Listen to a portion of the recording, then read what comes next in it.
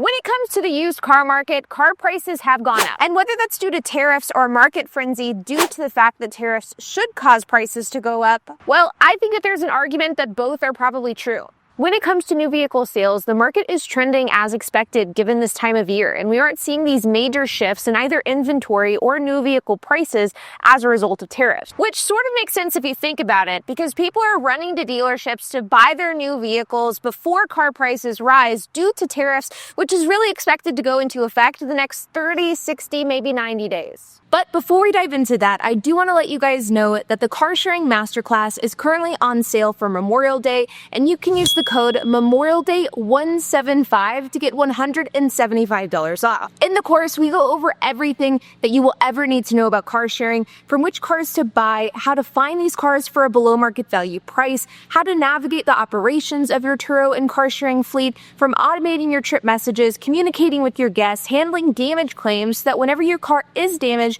you can make a profit off of that. Not to mention all of the documents and resources that we've created, some by expensive professionals like lawyers, for example. The best part is, whenever you're a member of the Car Sharing Masterclass, you get lifetime access to all current and future iterations of the course. And this coming August, we're going to be releasing a 3.0 version of the Car Sharing Masterclass, which is going to expand on the topic of direct rentals. That means that if you buy the course today with our Memorial Day sale for $175 off, you will get automatically upgraded to the 3.0 version whenever it's released in August. In the course, we'll teach you everything that you will ever need to know about car sharing, and we'll walk you through what we did in order to grow our fleet to 35 Turo vehicles and get our own private garage to work on our own cars, which is something I'll talk about in a different video. This sale won't last long. It's expiring on May 27th. So again, you can use the code MEMORIALDAY175 to get $175 off. Last month, there was 2.49 million units of inventory, which was actually down 7.4% from last year. This equates to a 66-day supply, which is actually 16 days less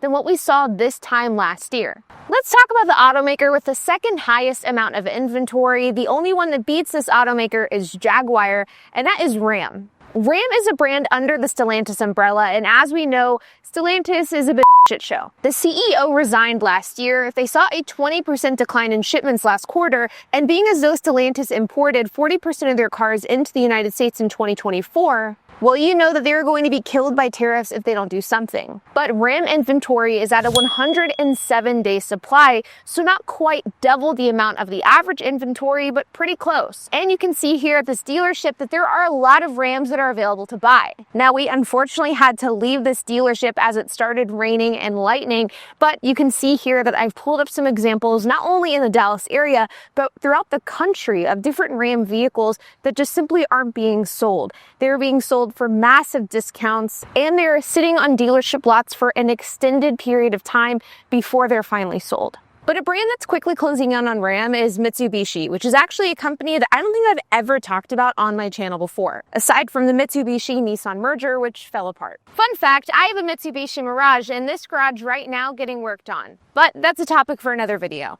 You wouldn't know it by looking at this lot, but Mitsubishi has the third highest inventory of any major automaker with a 105-day supply, which is almost twice as much as the average day supply for the car market. And I think the story of Mitsubishi is an interesting one because Mitsubishi is one of the last affordable automotive brands out there. But if you are someone who is looking for a truly affordable new car option, or at least affordable by today's standard, then Mitsubishi is one of the only options. And yet Mitsubishis aren't selling, and they aren't doing well as a brand, which begs the question, do people actually want to buy affordable cars, or do they just like the idea of buying affordable cars? But there is a secondary question that also comes into play here, which is what happened to these budget brands? Because this is a 2025 Mitsubishi Outlander. And sure, this car is very nice, but no matter how you slice it, this car is still a Mitsubishi. And yet this mid-size to smaller SUV costs $32,130 brand new. And not even a budget affordable brand like Mitsubishi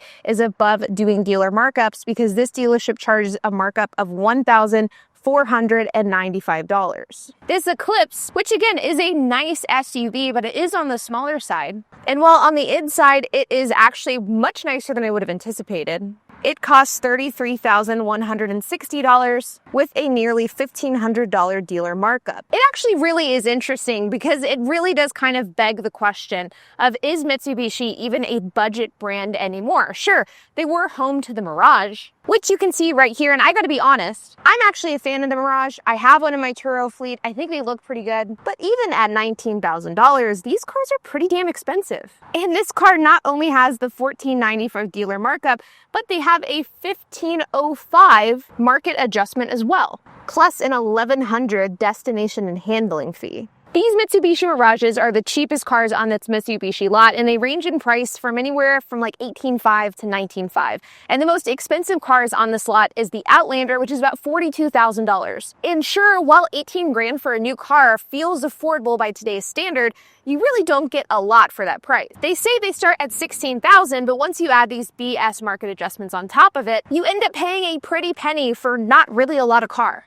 And so maybe that's why people aren't buying cars like the Mitsubishi Mirage, which is a vehicle that was discontinued in 2024. But to be honest, a lot of automakers are seeing really similar inventory. Each day supply is currently 66 days, but Cadillac has 83 days, Mazda and Ford have 85 days, Mercedes has 86 days, Lincoln has 87, and Nissan has 88. For most major automakers, inventory has leveled off, and the days of seeing massive fluctuations of inventory from automaker to automaker, well, those days, at least for now, are over. But there are two exceptions to this rule: Lexus and Toyota. Now, I'm here at Toyota of Plano, and the reason why that's important to this video is because Toyota of Plano is the dealership for the North American headquarters of Toyota. In fact, the North American headquarters for Toyota is literally right over here. You could probably throw something at it if you threw it hard enough. Pretty close. I think so. Now, Toyota and Lexus have a 25 and 29 day supply, and in part, the inventory situation surrounding these companies is by design. Toyota and Lexus just don't produce the same number of cars as many other automakers, but you just can't help but wonder if this is a fatal flaw for Toyota. Now, at this side of the dealership, this is Toyota's new inventory, and for the dealership that is the dealership for Toyota North America HQ, you would think that their selection would be pretty damn good. You would think that they would have the newest of the new vehicles, the hottest models, hottest trims, but to be honest, their inventory just kind of sucks. This is the brand new 6th generation Toyota 4Runner, and this is actually one of the only times I've seen one in person, and it definitely is the closest I've ever been to one. But on this dealership lot, there's only 3 different 4Runners available, and none of them are the TRD Pro, which is like the trim, nor are they the Trail Hunter. This is I don't know, what is this? SR5. SR5, so it's a base model. I actually think that even though this car is a base model, it looks quite good. Definitely not a fan of this pinstriping, but this car is priced at $48,101 with a dealership markup of $2,500. And you guys know me, there's nothing more that I hate more than a dealership markup, but at least with a new generation 4Runner, you can kind of see it. I think it's a bit more reasonable than what we saw with the Mirage. And if you guys have seen my channel before, you know that I am a Toyota fangirl through and through. I love Toyota. I actually have plans of getting a 6th gen later this year, probably a TRD Pro. I think the new 4Runner looks incredibly good. And this is a TRD off-road, so definitely not their highest end trim model, but certainly not their lowest. And this off-road model is fortunately unlocked. It's got heated seats. And you may notice that this car is featuring cloth interior. Crazy. This is our first time in a new 4Runner. And as much as I like this car, this TRD off-road, which is a higher end trim, costs $56,113, and after dealership markup costs $58,601. No matter how much I love Toyota, I can't help but kind of roll my eyes at the idea of paying nearly 60 grand for what kind of feels like a base model car. Again, I go back to, with this dealership being so close to the North American Toyota headquarters, you really would expect for the best of the best inventory. And the thing is, I actually think that this probably is some of the best inventory. Here's another real-life example of what I think is currently wrong with the car market, and I think potentially what is wrong with Toyota. This is a nice car, but it costs almost $62,000. Once you take into account dealer markup, it's $64,410. Now, it's probably too dark to really see the details of this car because not only is it getting dark outside, but it's also raining.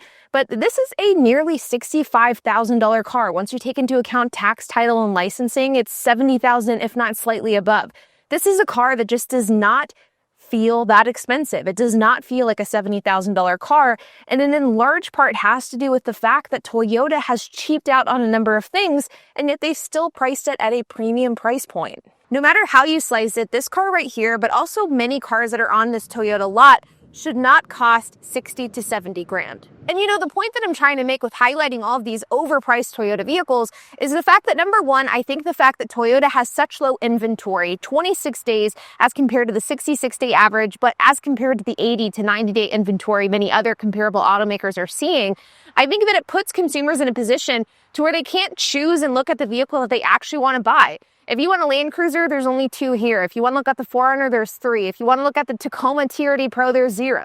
And this puts Toyota in a really bad spot. But then that aside, all of the vehicles on Toyota's lot and in their inventory is becoming increasingly more and more expensive. And that is just not a good look. And I think it's going to go to bite Toyota in the butt because Toyota's customer base just can't afford Toyotas anymore. Now, automakers aside, the current state of vehicle prices have definitely looked better. The average vehicle transaction price is currently $48,699, which is basically flat long term, but month over month is an increase of 2.5%, which is quite a bit higher than the standard increase we see this time of year, which is 1.1%. But the average incentive is 6.7%, which is down nearly 1.3% from where it was at the end of last year.